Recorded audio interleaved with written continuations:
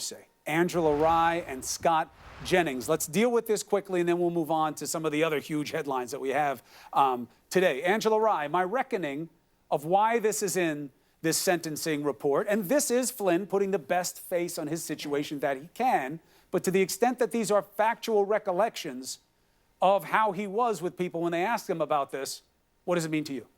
Well, I think it is important to note that this is the defense's sentencing memo. This is their request. They cite his 33-plus years of military experience, right? And I would say because of his 33-plus years of military experience, he knows the importance of the veracity of statements, whether or not he's been forewarned about said veracity of statements. I think it's also important to realize that when you have served your country in this way, perhaps in General Flynn's role, he somehow thought that he was privileged, thought that he may have been above the law. And it is so interesting to me, Chris, that this is the same man who stood on the stage during the Republican National Convention and led a chant of lock her up. Yep. It's fascinating. Hoisted on his own petard, as they say, a petard being a bomb. That was his line, wind up blowing him up. Scott, the reason I pointed out is a man in full, not playing with the literary connotation, but that, yeah, he lied. Yeah, he got sneaky. He owns it. But he knows other things, things that we should believe. And he's not a bad guy through and through. Nobody who's been with him thinks that about him. And I think that creates exposure for the president, even though that this is his defensive posture here, Flynn. 18 days you knew what he did. 18 days they told you that they thought he could be compromised, maybe Pence too, because they didn't know what Pence knew about what he was being told. The connections with Kushner. I think there's going to be something here we're going to hear about again. Tell me I'm wrong.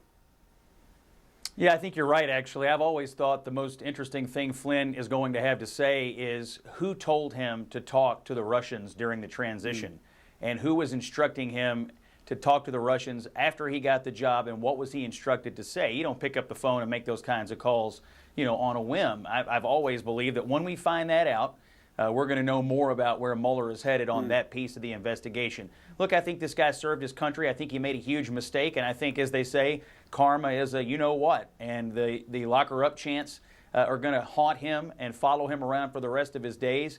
He should not have to be told not to lie. You should know not to lie. If you're a military officer of that rank, or any kind of military 100%. officer for that matter, 100%. you know not to lie. So I think he's going to get some kind of punishment. Whether he gets jail time or not, I'm ambivalent on, but I think his career has obviously been destroyed. His life has been changed forever, and he should have to do something to acknowledge that he broke a code, and that code is when you're an officer of that rank, you do not lie to anyone, let alone your own government. And that code of integrity often transcends with military men and women, even their responsibilities under the law. But let's see where he turns out at the end of all of this and how he is wind up reckoned in terms of his overall part in the puzzle. All right, let's talk about something else.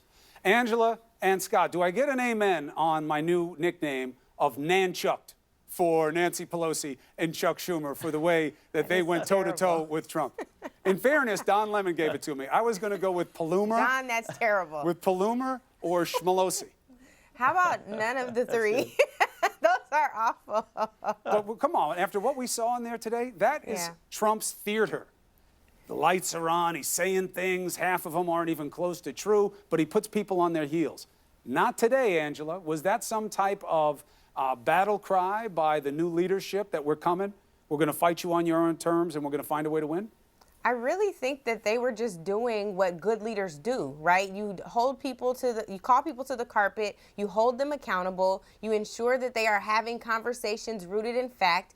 They were having a conversation with someone who is supposed to act as the commander-in-chief, and he demonstrated that he was ill-prepared. Donald Trump thought that this was a reality show, perhaps another season of The Apprentice, and little did he know that these folks are professionals. They've been doing this work a really long time, and they are coming in to not just advocate for what's in the best interest of their constituents, but also what's in the best interest of not even just their parties. Nancy Pelosi is now going in as likely the Speaker of the House, so she's supposed to be representing what's in the best interest of the American people. What Donald Trump should have been doing today was taking copious notes about what it looks like to have a meaningful conversation, to how to find common ground and figure out how at some point you get to compromise. Well, I don't know that they checked those boxes. I mean, I I saw think it was a good start. I saw it as more more pageantry than anything else. And I thought it was ironic that Chuck Schumer kept saying, let's go negotiate, let's go negotiate. And Trump kept keeping him there and answering these questions. They kept interrupting him and exposing him. I don't know why he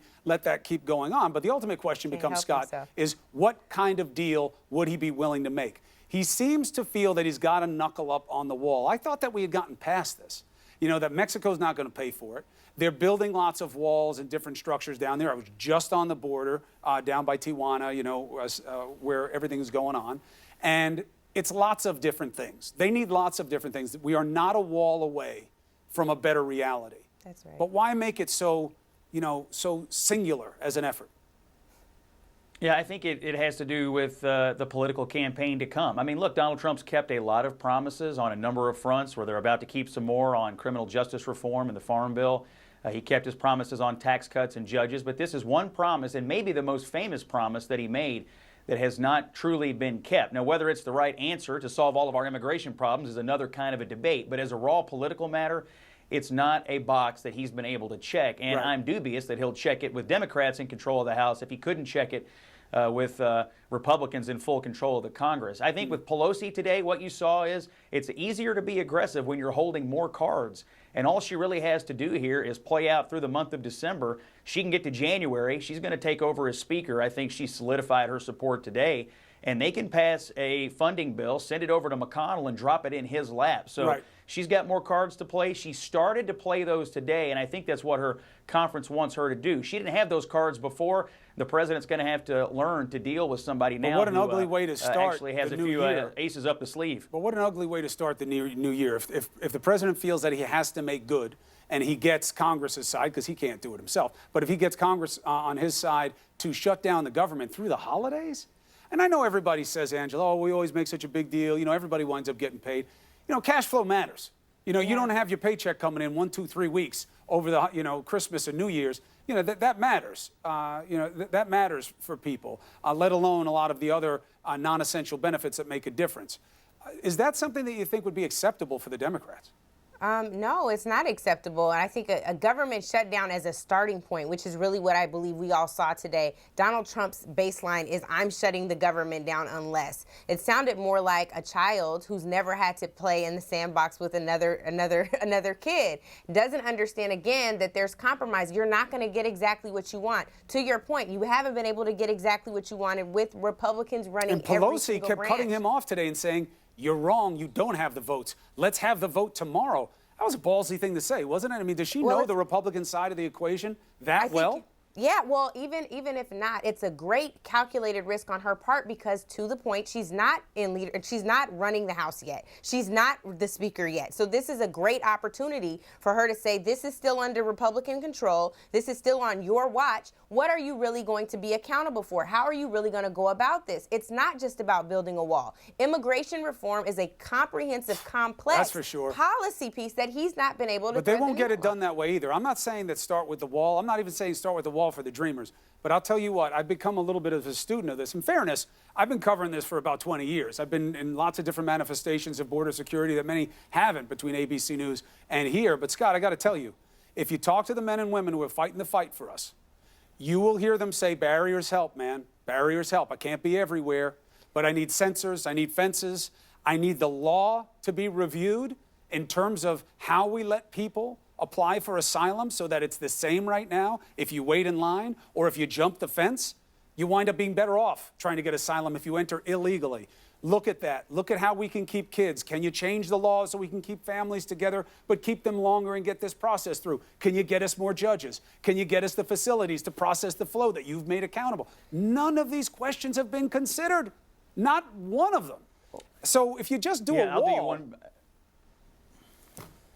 Yeah, I'll do you one better on it, Chris. If you talk to anybody who builds things, cleans things, or grows things in this country, they are also screaming for immigration reform because of labor issues. The president found this out recently on that story regarding the people who work at Bedminster. The president, I think, now needs to pivot to asking for the wall plus. To your point, it's about barriers, but it's also about a lot of other technology, maybe more human beings to guard the border and to enforce the laws down there. But I think in order to get where he wants to go on some kind of a way to tell his people, I checked this box, He's going to have a more nuanced position. He's going to always have to come back to be able to say, I built something. He's going to call it a wall. Somebody else may call it something else. But now he's got to deal with people that he didn't have to deal with before. And this is the great tragedy of the Republicans not solving the immigration problem when they had full control, because now they're dealing with Democrats, and it gets a lot harder Nobody's to make wanted a to deal with it because it's too hard. But now I got to tell you, Angela, coming and look at those kids in the face, looking at their parents in the face.